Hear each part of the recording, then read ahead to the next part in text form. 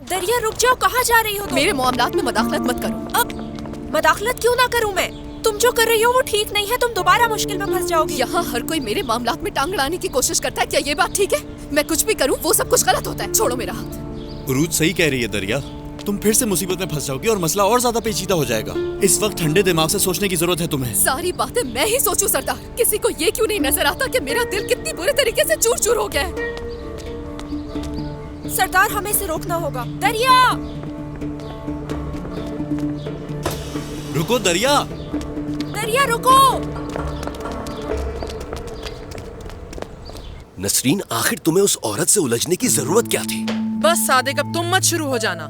کیا ہماری اور ترکان کی کوئی سیلف ریسپیکٹ نہیں ہے؟ تمہیں لگتا ہے میں نے جھوٹ بولا ہوگا؟ یہ باتیں تمہیں نے تو مجھے بتائی تھی. اب جو تم یہ باتیں کر رہی ہو اس کا اس سے کوئی تعلق نظر نہیں آتا. کیا مطلب پولیس کو اس بات کی کوئی خبر نہیں تھی؟ میں کچھ سمجھ نہیں پا رہا.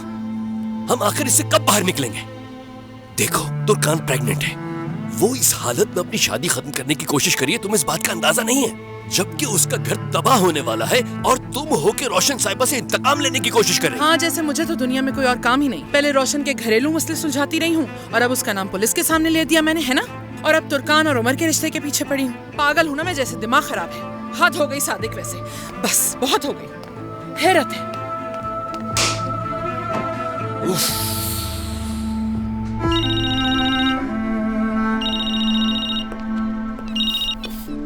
جی کہیے امی.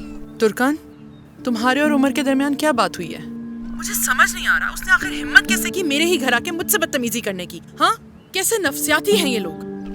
روشن صاحبہ کے ساتھ جو کچھ اس کا مطلب تم بھی ان کی طرح سوچتی ہو کیا؟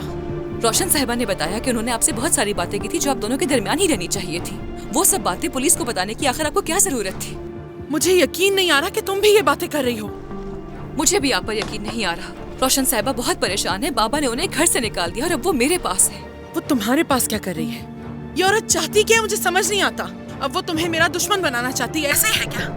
امی خدا کے لیے اگر آپ نے ان کی حالت دیکھی ہوتی تو آپ ایسی باتیں نہیں کرتی. ہاں ٹھیک ہے، سب سمجھتی ہوں میں. فون رکھو تم. اب اس عورت کو میں اچھی طرح جانتی ہوں. ٹھیک ہے، فون رکھو بس.